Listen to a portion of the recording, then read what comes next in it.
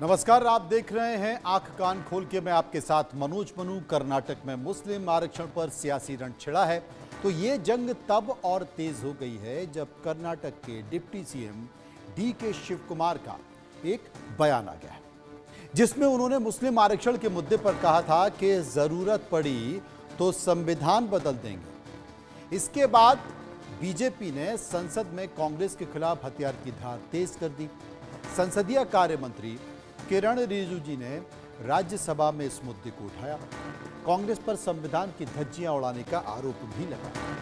वहीं बीजेपी अध्यक्ष जेपी नड्डा ने कांग्रेस अध्यक्ष मल्लिकार्जुन खड़गे से पूछा कि वो संविधान क्यों बदलना चाहते हैं, जिस पर खड़गे ने जवाब दिया कि बाबा साहेब के संविधान कभी नहीं बदला जा सकता। लेकिन सवाल यह है कि जब बाबा साहेब भीमराव अंबेडकर और सरदार पटेल ने धर्म के आधार पर आरक्षण का विरोध किया था, तो कांग्रेस मुस्लिम आरक्षण का ऐलान क्यों कर रही है? क्या आरक्षण के बहाने मुस्लिम तुष्टीकरण की सियासत हो रही है? आज इसी मुद्दे पर हम चर्चा करेंगे, लेकिन उसके पहले एक रिपोर्ट देखिए। डिप्टी चीफ मिनिस्टर ने स्टेटमेंट दिया है हाउस में कि जरूरत पड़ेगी तो हम संविधान को भी बदलेंगे। This is a very serious matter. देश का संविधान जो डॉक्टर बाबा साहब अंबेडकर ने बनाया वो कोई बदल नहीं सकता। रिजर्वेशन की कोई खत्म नहीं कर सकता। मुस्लिम आरक्षण के नाम पर सदन में रण छिड़ गया। कर्नाटक के डिप्टी सीएम के एक बयान पर बवाल बढ़ गया। To provide reservation to Muslim community. I want clear-cut reply. Rajya Sabha में हंगामा तब बरपा जब बीजेपी ने मुस्लिम आरक्षण को लेकर कर्नाटक के deputy CM DK Shivakumar के बयान का मुद्दा उठाया, जिसमें डीके शिव कुमार ने कहा था कि मुस्लिम आरक्षण को लेकर हमें पता है कि सब अदालत में जाएंगे, इंतजार करते हैं और देखते हैं अदालत का जो भी फैसला आएगा, हमें अच्छे दिनों का इंतजार करना होगा। बहुत सारे बदलाव करने हैं, संविधान भी बदल रहा है, ऐसे फैसले भी हैं जो संविधान बदल देते हैं। डीके शिव कुमार के इसी बयान के बाद बीजेपी दाना पानी लेकर कांग्रेस पर चढ़ गई। संसद में कांग्रेस के खिलाफ सीधा मोर्चा खोल दिया।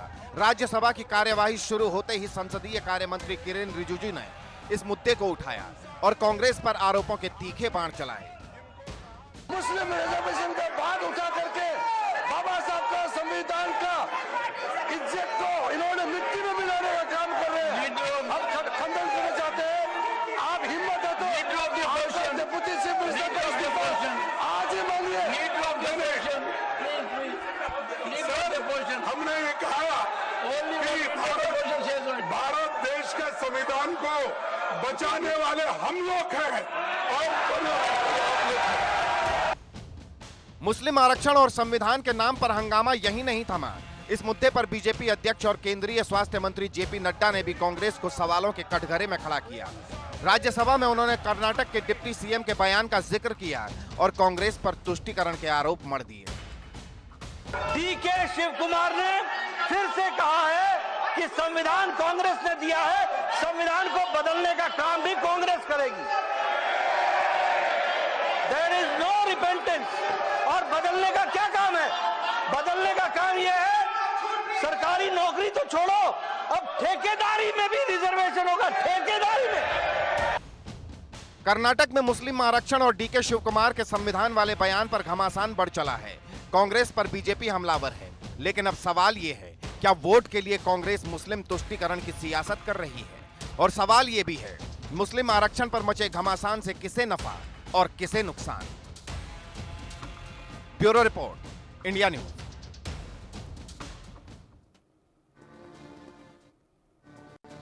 विस्तार से चर्चा करते हैं, समझने की कोशिश करते हैं। एसएन सिंह प्रवक्ता बीजेपी, शुभ्रांशु राय प्रवक्ता कांग्रेस, डॉक्टर स्वाति जिंदल संविधान विशेषज्ञ, हिमांशु भट्ट वरिष्ठ पत्रकार, नवीन दुबे राजनीतिक विश्लेषक मेरे साथ मौजूद हैं। सबसे पहले नवीन दुबे मेरे साथ मौजूद हैं, मैं उनके पास चलूंगा। नवीन जी, संक्षेप में आपसे ये पूछना चाहता हूं कि क्या संविधान बदला जा सकता है?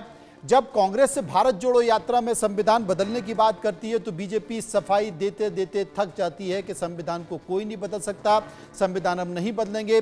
देश के प्रधानमंत्री नरेंद्र मोदी जब संसद में होते हैं तो संविधान की किताब को अपने माथे पर लगाते हैं, बताते हैं कि ये सब झूठ फैलाया जा रहा है, संविधान बदलने की कोई बात नहीं है। अब कांग्रेस कहती है कि साहब मुस्लिम आरक्षण दिया है, जरूरत पड़ी तो संविधान बदल दे। खुद डीके शिव कुमार ने कहा है, जब सबको पता है कि संविधान बदलना एक जलती हुई आग है कि जो हाथ डालेगा वो जल जाएगा, फिर बावजूद इसके इस तरह के बयान क्यों दिए जा रहे हैं?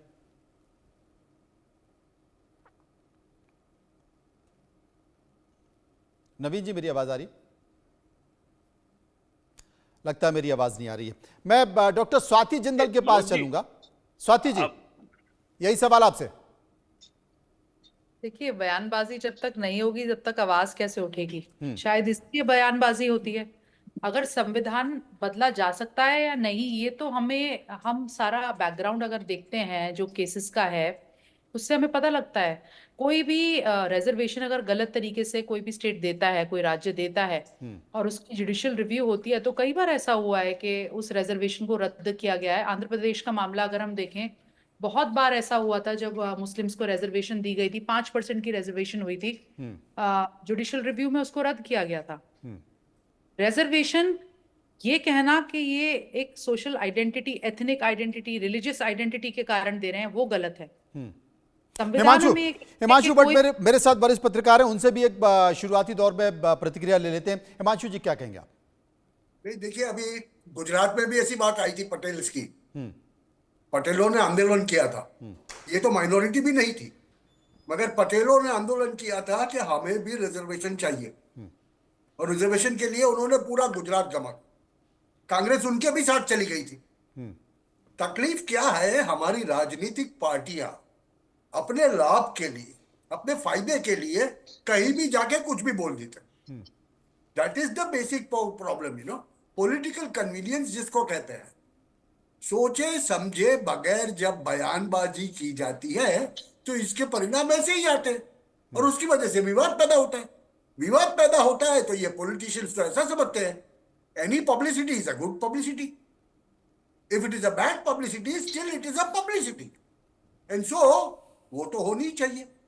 हम तो आवाज में चर्चा में रहने चाहिए। अभी कर्नाटक की बात करें, हम कर्नाटक देखे, तेलंगाना देखे और हिमाचल देखे। देश की age old grand old party के पास बचा क्या है? ये तीन। तो यहां दिखाने के लिए जब केंद्र सरकार कहती है पीएफआई के ऊपर बैन है, तो ये लोग पीएफआई के साथ में जाके सौदे करते हैं। और देखिए, इसमें कोई धर्म की बात आती ही नहीं बेसिकली। मगर तकलीफ कहां होती है कि आप एक को पिक एंड चूज करते हैं, जहां 75 साल से होता आ रहा है, और यही चीज कांग्रेस अलग अलग तरीके से, जिसे माइनॉरिटी तुष्टीकरण हम कहते हैं, माइनॉरिटी अपीजमेंट कहते हैं, ये अपीजमेंट करते ही आए हैं, कभी इस फॉर्म में कभी उस फॉर्म में। आज तक लोग शांति से बैठे थे, मगर जब पानी सर से ऊपर चला जाता है तब वो इसकी प्रतिक्रिया आती है। तब इसकी प्रतिक्रिया आती है। बिल्कुल ठीक कहा आपने। प्रतिक्रिया आती है ना, वहां तकलीफ होती है। बिल्कुल ठीक कहा। शुभ्रांशु राय मेरे साथ मौजूद है। शुभ्रांशु जी, यहां तो उल्टा हिट विकेट कर लिया आपने।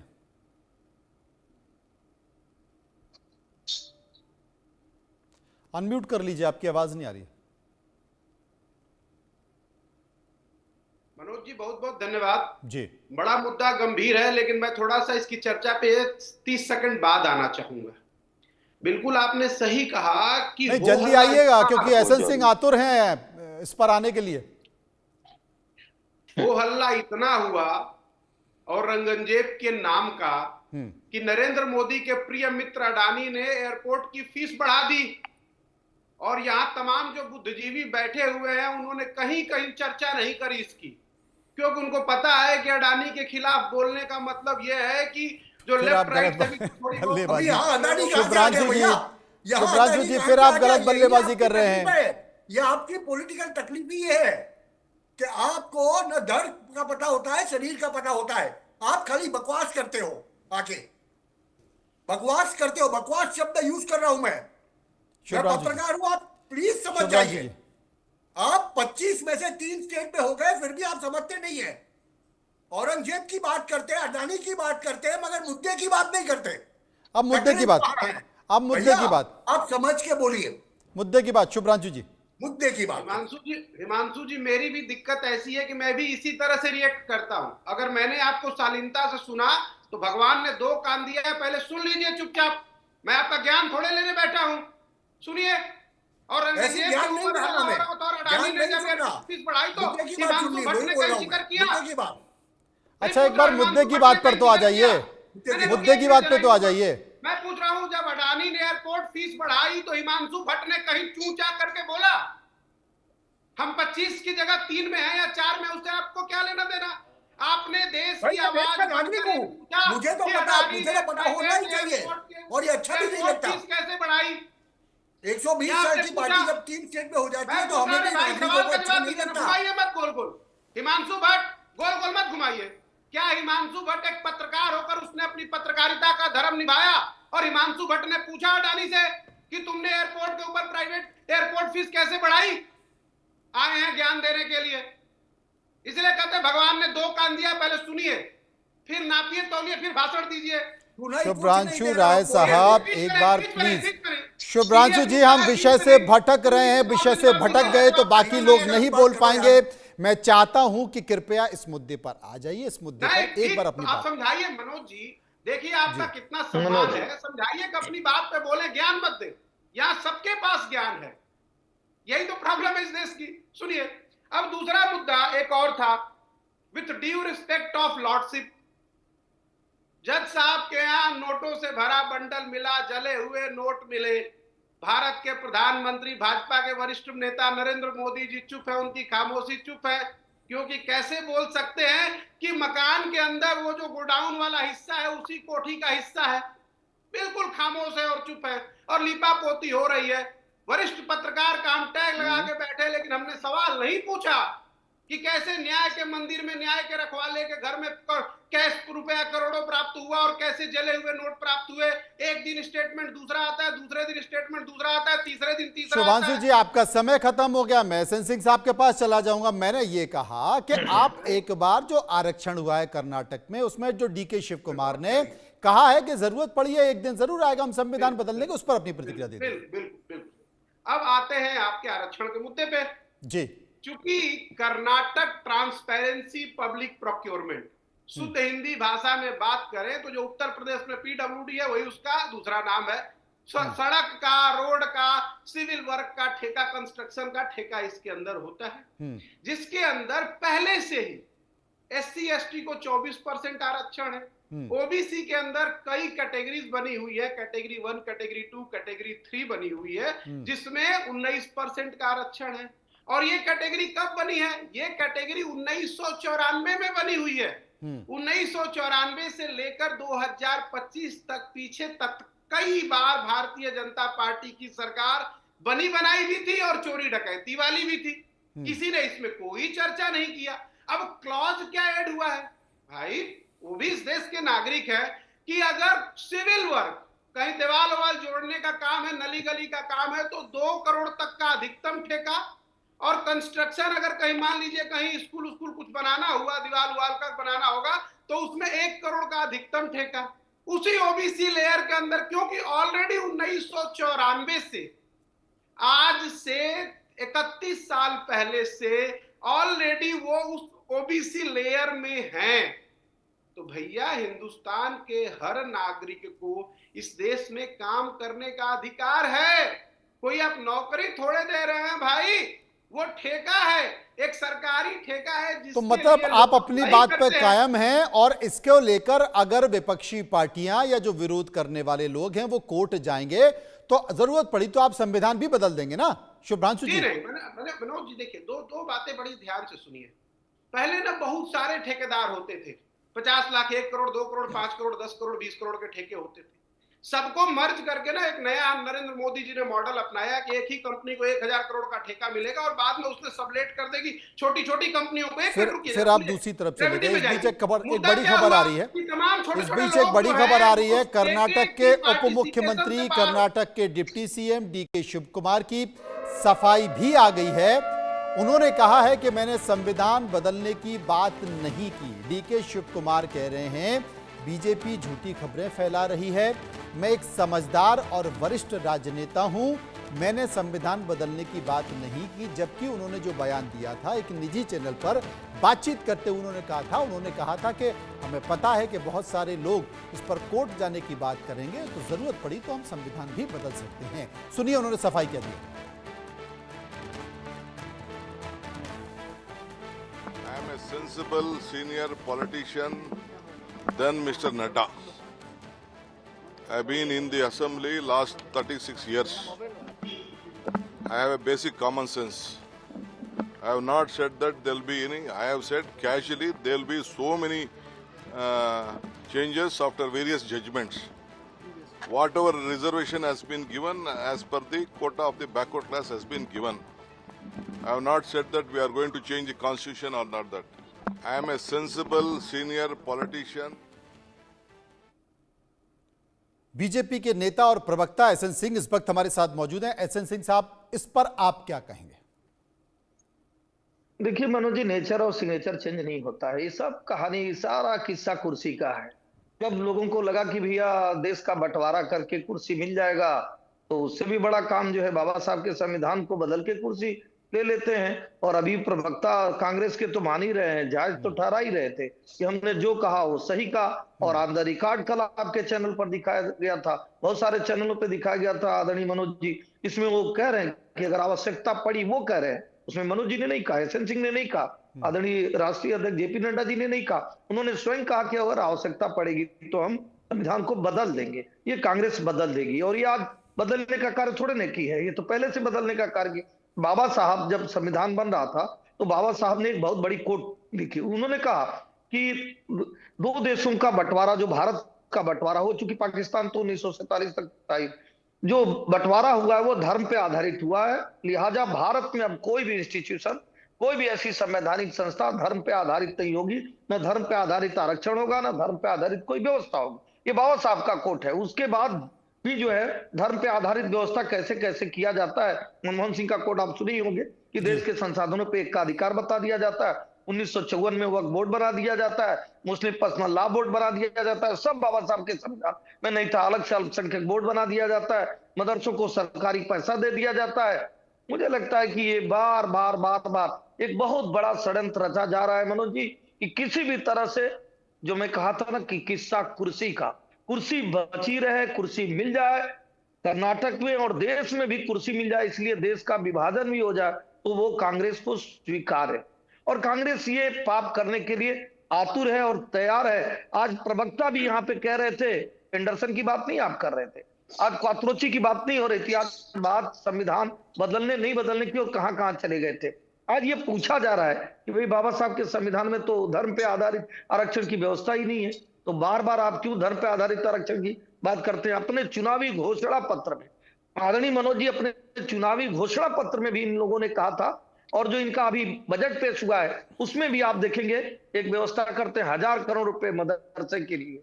जो मुस्लिम बाहुल्य एरिया, मतलब मुस्लिम एरिया क्या होता है, जैसे भारतीय जनता पार्टी की सरकार आदरणीय मनोज जी देश में, उसने बिजली सभी के लिए, पानी सभी के लिए, सड़क सभी के लिए, शिक्षा सभी के लिए, सुरक्षा सभी के लिए, तो सभी के लिए उजाला योजना है, उजाला योजना है, किसान सम्मान निधि है, गरीब कल्याण की योजना, सभी सबके लिए। लेकिन लगभग 54 ऐसी योजनाएं होंगी जिसमें देखे होंगे सिर्फ अल्पसंख्यक, मुस्लिम तुष्टीकरण। ये क्या दर्शाता और बताता है?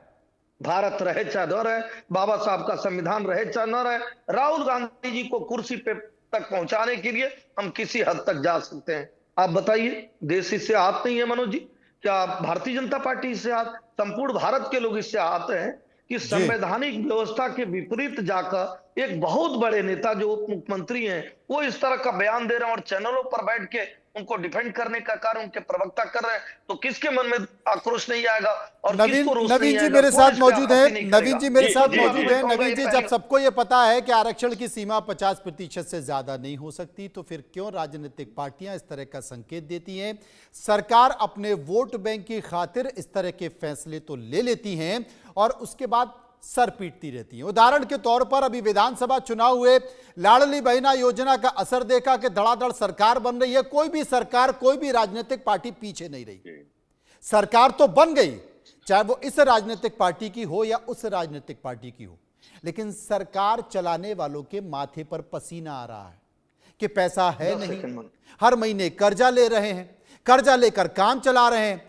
इतनी हिम्मत नहीं है कि योजना को बंद कर दें। अब अगली योजना आएगी तो जो पार्टी विपक्ष में बैठी है कि 2500 से खेल हो गया था या 1500 से खेल हो गया तो मैं 3000 दूंगा, क्योंकि उन्हें तो सरकार बनानी है। ठीक यही हाल आरक्षण का है। देश खोखला हो रहा है, लेकिन राजनीति भरपूर चल रही है। बिल्कुल मनोज जी, नवीन जी के पास आ रहा हूं। नवीन जी से आपके पास आता हूं। इसको राजनीतिक परपेक्ट तरीके से आप एक चीज देखिए, आपको यहाँ सरकार में ही एक परिवर्तन किया गया, मंत्री ने SC/ST कर दिया। अल्टीमेटली क्या हुआ, कांग्रेस ने और विपक्षी दलों ने बहुत दबाव बनाया, तमाम लोग सड़कों पर उतरे और उसके बाद भारतीय जनता पार्टी को संसद से इस कानून को पास करना पड़ा, दोबारा लेके आई। अब स्थिति क्या हो गई है कि देखिए, भारतीय जनता पार्टी की केंद्र की सरकार के साथ दो बैसाखियां हैं, एक है JDU की और दूसरी है TDP की, और इन दोनों का जो वोट है वो मुस्लिम समाज से भी ठीक ठाक वोट आता है।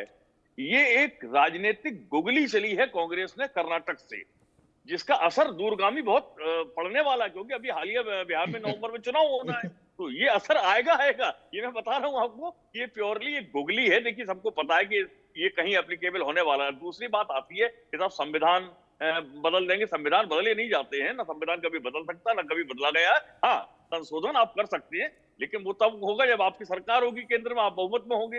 अभी तो आप है नहीं है, लिहाजा विपक्ष में कुछ भी डुगडुगी बजाइए। लेकिन प्रश्न ये है कि अब जैसे आप अटक इन्होंने कर दिया, उसके बाद कमिटेड है ये वहां के लिए अपना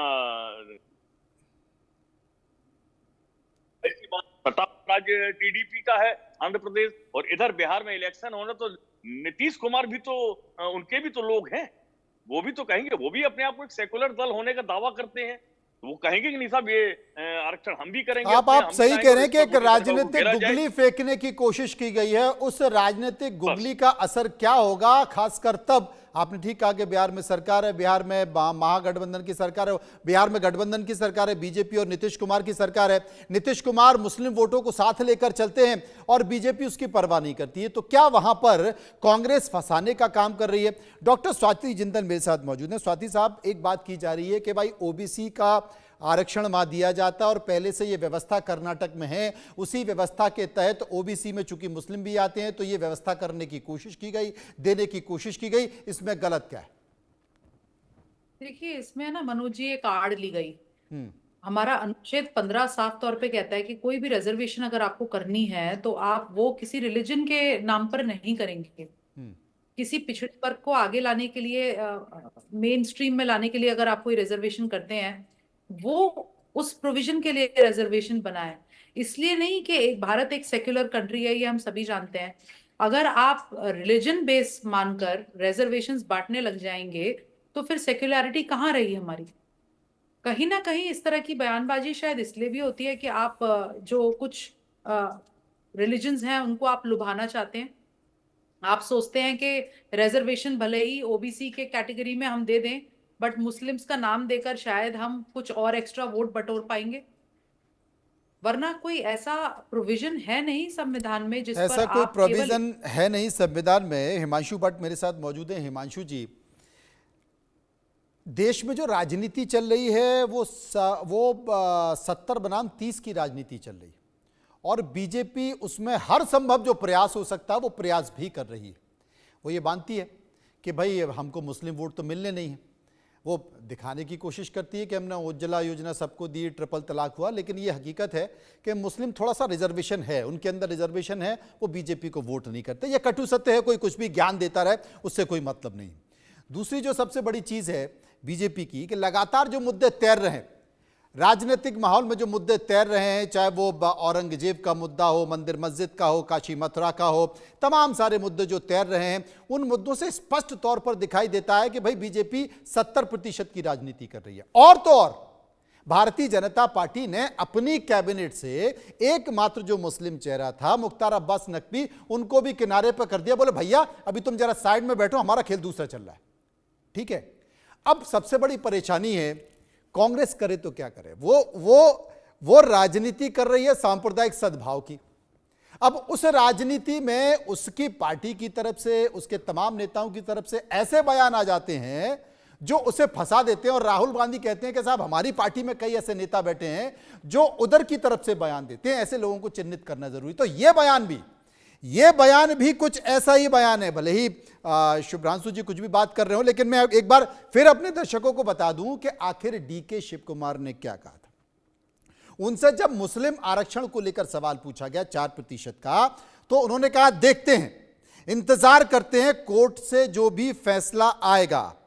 हमने तो शुरू किया है, मुझे पता है कि सब लोग इसके खिलाफ कोर्ट जाएंगे, हमें एक अच्छे दिन का इंतजार करना होगा, वो दिन आएगा। बहुत सारे बदलाव हैं, संविधान बदल रहा है और ऐसे फैसले हैं जो संविधान को बदल देते हैं। हिमांशु जी, देखिए भैया, ये बहुत सीधी सादी बात है।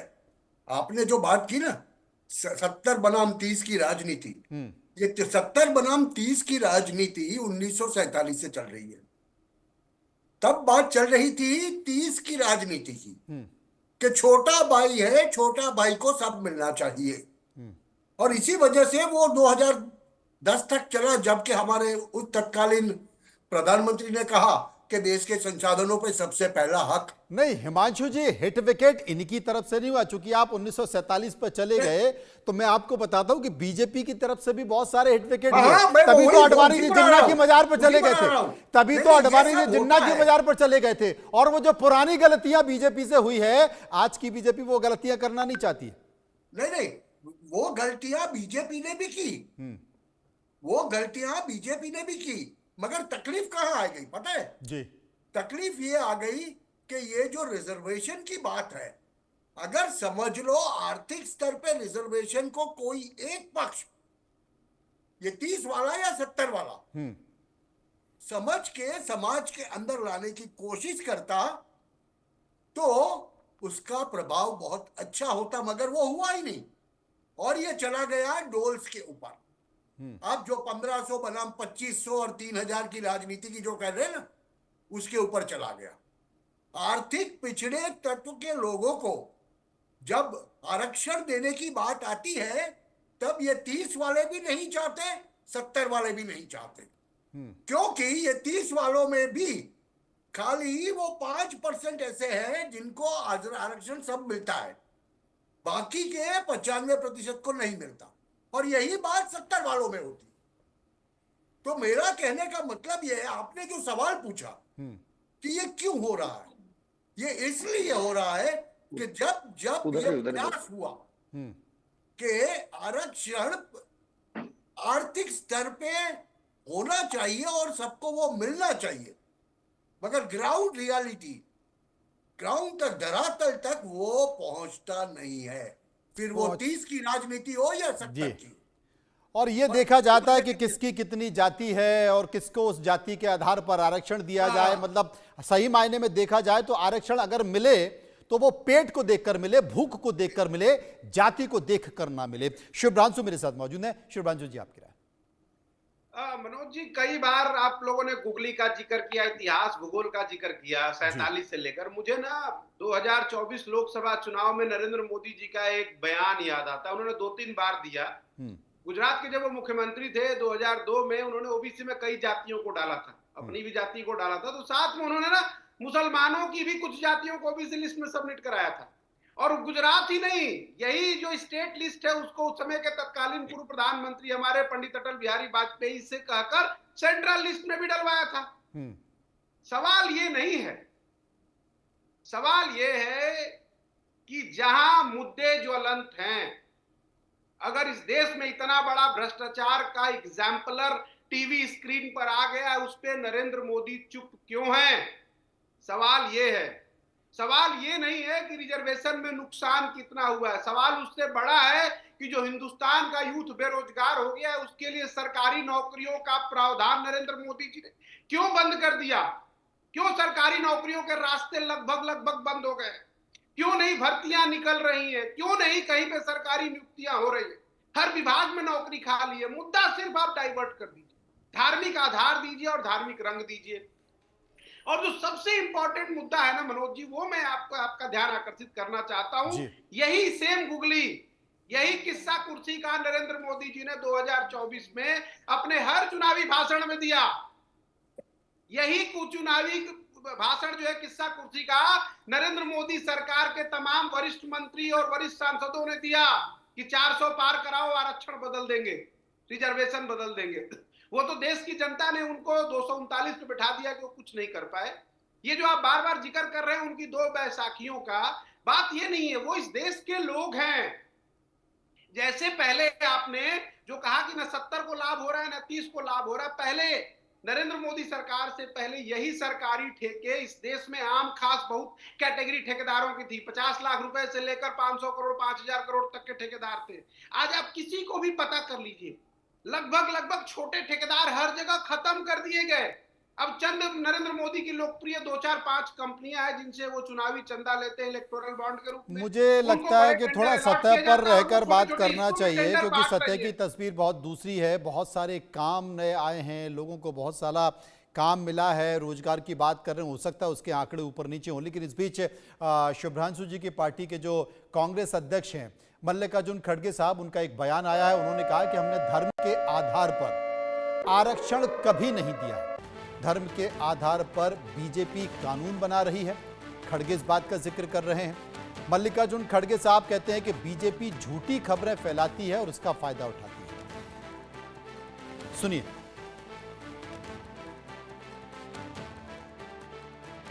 धर्म के आधार पर तो बीजेपी कानून बना रही है।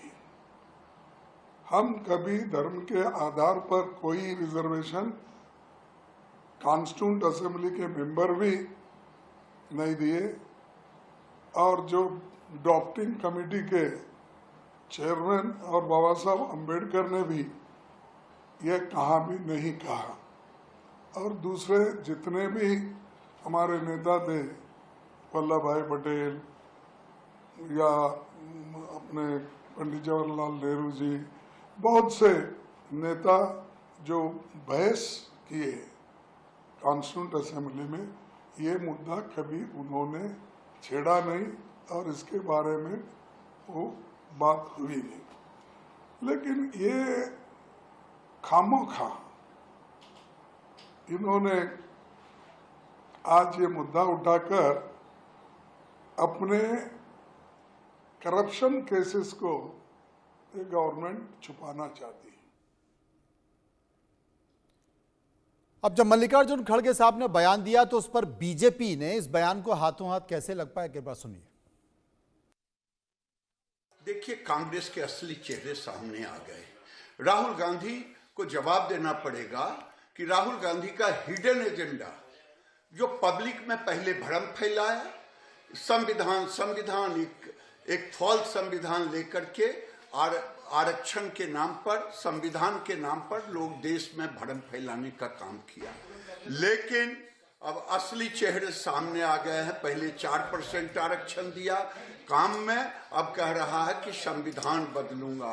लेकिन कान खोल करके राहुल गांधी सुन लें, आप इस्लामिक राष्ट्र बनाने के लिए चले हो, आप संविधान बदलने के लिए चले हो, लेकिन देश का प्रधानमंत्री जब तक नरेंद्र मोदी रहेंगे तब तक कोई माय का लाल पैदा नहीं लिया है जो संविधान बदल करके मुसलमानों को आरक्षण दे, इस्लामिक राष्ट्र बनाने की सोच रखे। जो लाल रंग की संविधान की किताब लेकर के संविधान रक्षा का संकल्प लेते हुए घूम रहे थे, उनका चाल चरित्र और चेहरा एक बार फिर बेनकाब हुआ है।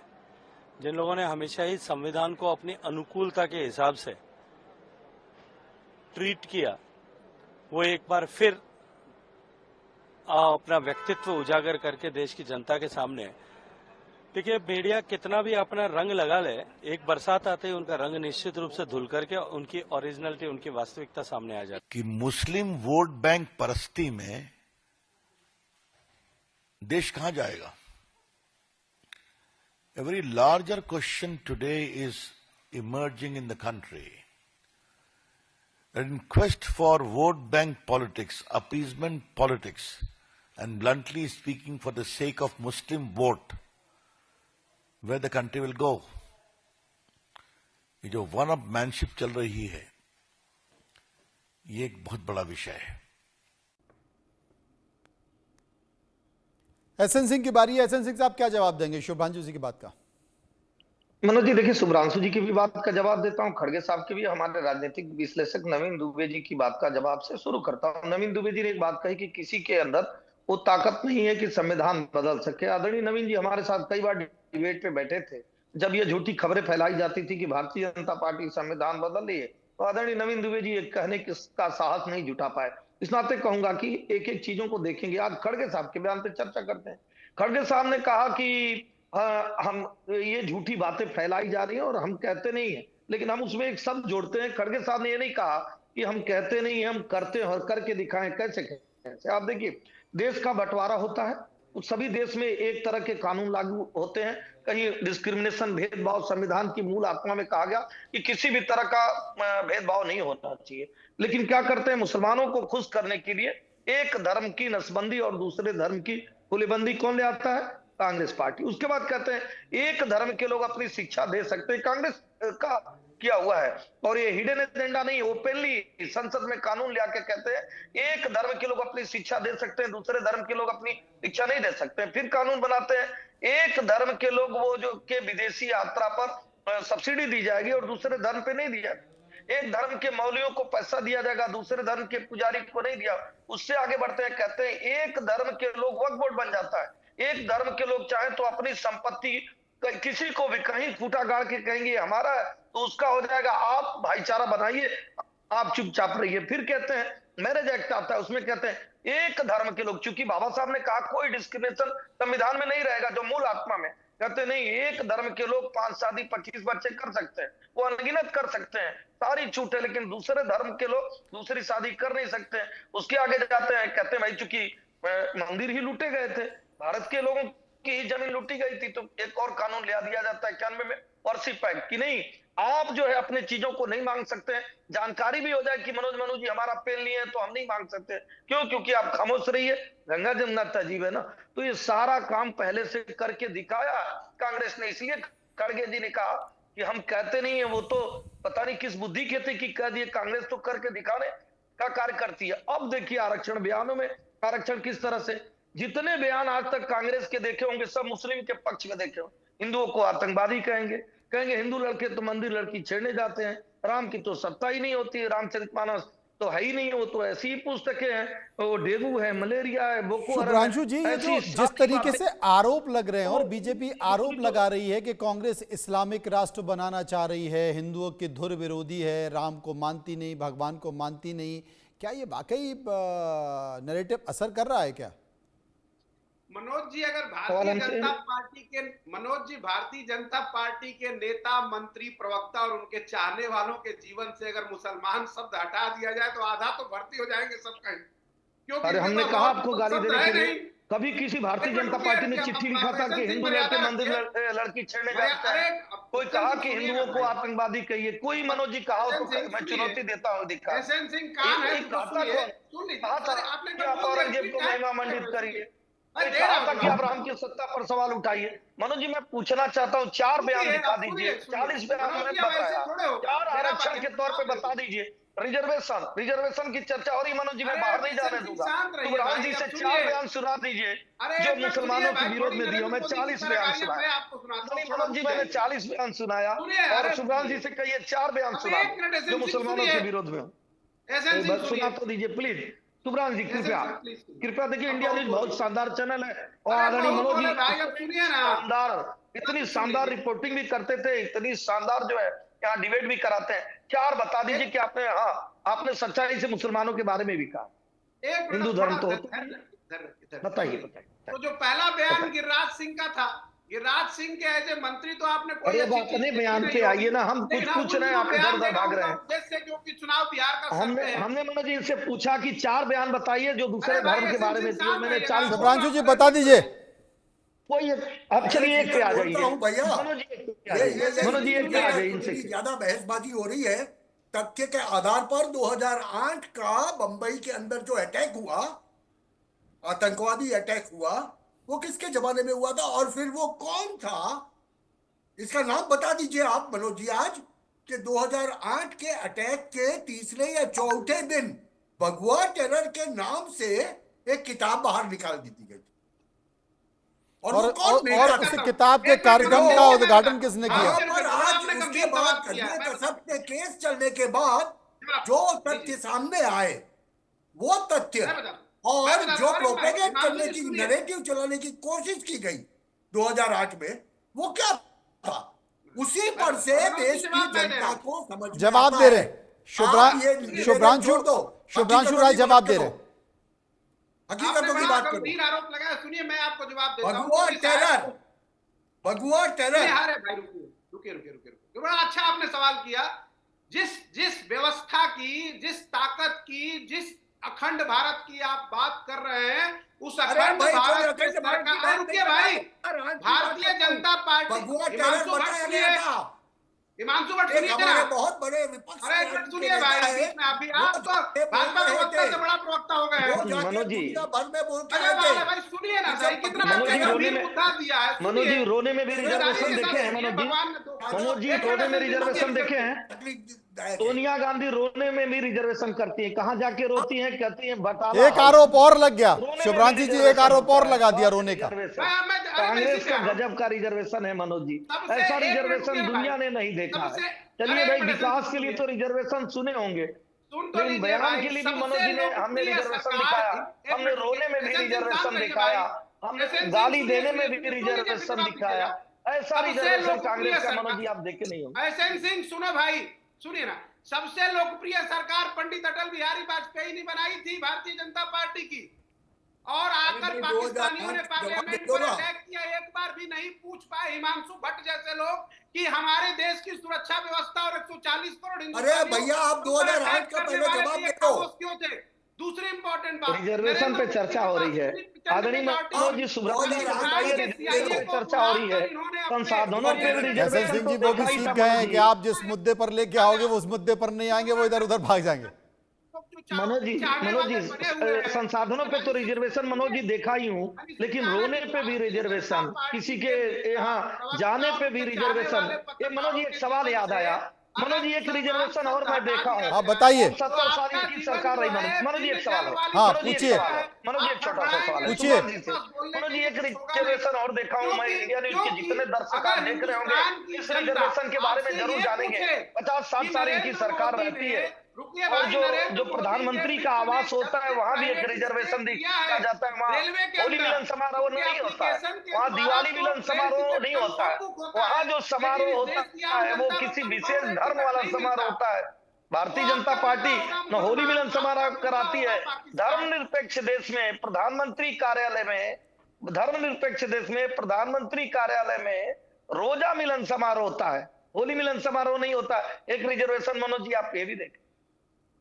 देखिए रोने में रिजर्वेशन, बिल्कुल आप सही कह रहे हैं, होली मिलन समारोह में रिजर्वेशन। एक दुनिया धर्मनिरपेक्ष देश में एक प्रधानमंत्री बिन बुलाए बिरयानी खाने चला जाता है, एक दूसरा। आप बताइए ना, धर्मनिरपेक्ष देश में होली मिलन नहीं होगा, होली मिलन नहीं होगा वहाँ पे। एक धर्मनिरपेक्ष देश में नरेंद्र मोदी और उनके अल्पसंख्यक मंत्री हर साल चद्दर चढ़ाता है। भैया इससे बड़ा है आपका, और हम क्या देखें, इससे बड़ा। नवीन जी मतलब इस देश की राजनीति अभी हिंदू मुस्लिम के बीच ही से झूलती रहेगी। यही तो मनोज जी कह रहा हूँ कि अगर मुस्लिम शब्द भारतीय जनता पार्टी के नेताओं और प्रवक्ताओं, मनोज जी गजब का रिजर्वेशन का देश का है। मनोज जी गजब का, इनका बस चले जाते हवा पानी में भी रिजर्वेशन कर रही है। रिजर्वेशन की बात कर रहे हैं, एक लाइन कहनी है, रिजर्वेशन की बात। देखिए रिजर्वेशन के मुद्दे पर शुभ्रांशु जी आ नहीं रहे, वो गाड़ी उन्होंने अपनी घुमा के कहां से लेके पूरा मतलब एनएच पे ले गए, उसके बाद जो है कच्चे में लेकर, लेकिन रिजर्वेशन पे नहीं आए। नेहरू गांधी फैमिली का नवीन जी। कांग्रेस के ऊपर जो रिजर्वेशन है जी वो 1943 से शुरू हुआ, आज तक चलता ही आ रहा है। हिंदू मुस्लिम पर ही होगी ना राजनीति इस देश में, बहस हिंदू मुस्लिम पर ही होगी। मनोज जी, शुभ्रांशु जी सुन लीजिए, शुभ्रांशु सुन लीजिए। देखिए ऐसा है मनोज जी, ये जो ट्रम्प कार्ड चला कांग्रेस ने कर्नाटक से, ये मैं बता रहा हूं, ये इतना सहज नहीं है।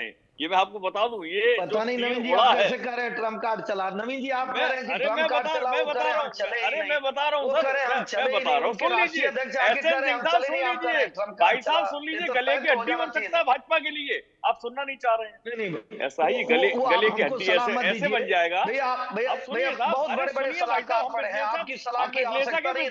देंगे अपना, नवीन जी आप अपनी आप सुनिए, पास रखिए। अरे अब आप विश्लेषण नहीं सुनना चाह रहे भैया, हमने तो तीर का असर बताना है भाई। कांग्रेस की, अरे भाई साहब, भाजपा के गले की हड्डी बनेगा, इस पर सवाल किए जाएंगे टीडीपी से, इस पर सवाल किए जाएंगे जेडीयू से, क्या कहेगी जेडीयू और टीडीपी, आप समझ ही नहीं रहे। बिहार का इलेक्शन केंद्रित हो गया नवीन जी, जेडीयू सामने जाएगी भाई, और कांग्रेस उस पर घेरेगी, ज्ञान केंद्रित हो गया। और आप देखिए नहीं नवीन जी, जो बात कर रहे हैं, बड़ी दिक्कत आप लोगों के साथ, आप फंस जाते हैं, बोलने नहीं देंगे। डॉक्टर स्वाति जिंदल मेरे साथ बैठी हुई हैं। डॉक्टर स्वाति, मैं देखता हूं कि तमाम राजनीतिक पार्टियों के बड़े बड़े नेता, वो तो बहुत सारे बड़े बड़े वकील भी हैं, क्या वो इन्हें राजनीतिक पार्टियों को समझाते नहीं है कि भाई संविधान में जिस चीज का जिक्र है कि आप 50% से ऊपर आरक्षण नहीं दे सकते, बावजूद आप ऐसा क्यों कर रहे हैं? धर्म के आधार पर आरक्षण देने की बात क्यों कर रहे हैं? धर्म के आधार पर योजनाएं क्यों बना रहे हैं?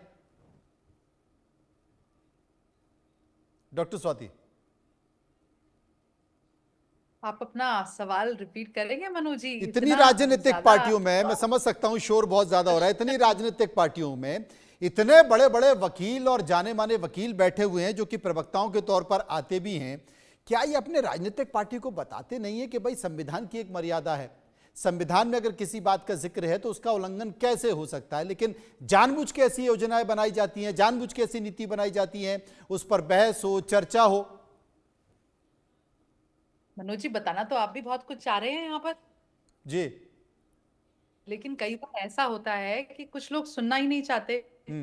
अपना पक्ष रखने के लिए दूसरे का पक्ष सुनना भी बहुत जरूरी है, बट अगर सभी लोग कहते हैं ना कि अगर सभी बोलेंगे तो सुनेगा कौन?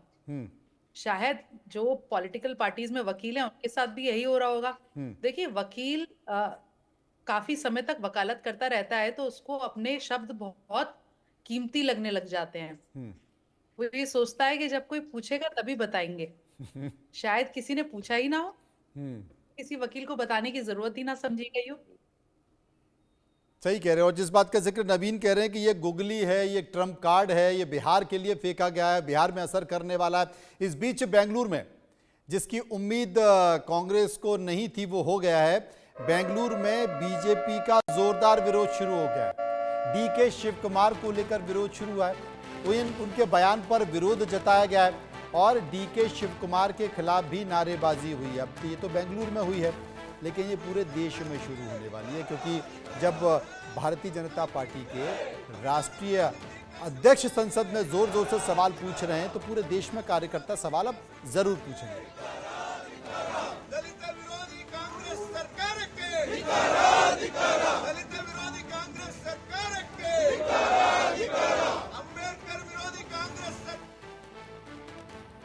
पुतला पुतला जलाने की भी तैयारी हो गई है, पुतला वहां पर नीचे रखा हुआ है। असल में संसद में आज तीखी बहस हुई इस मुद्दे को लेकर। किसके बीच?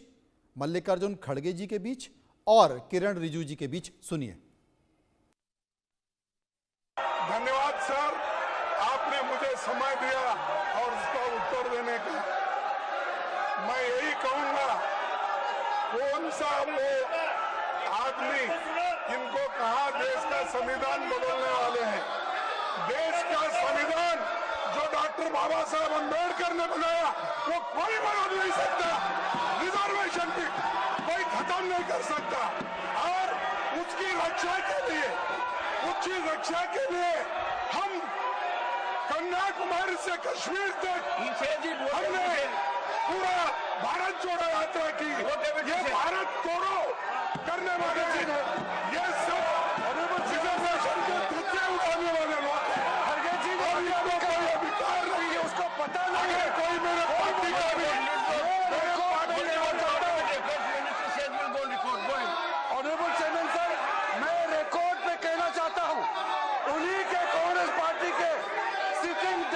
चीफ मिनिस्टर और उनके स्टेट के कांग्रेस प्रेसिडेंट ऑफिशियली कहा है, और आपके कहने पर मैं इसको ऑथेंटिकेट भी कर सकता हूं। और ये मुस्लिम लीग का पॉलिसी 28 अगस्त 1947 में मुस्लिम लीग ने जब रिजर्वेशन पॉलिसी को संविधान सभा में लेके आए थे, तब सरदार पटेल ने रिजेक्ट किया था।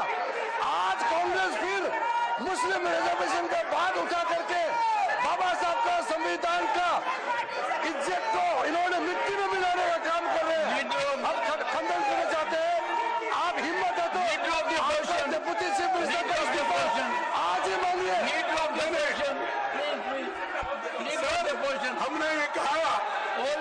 कि भारत देश के संविधान को बचाने वाले हम लोग हैं और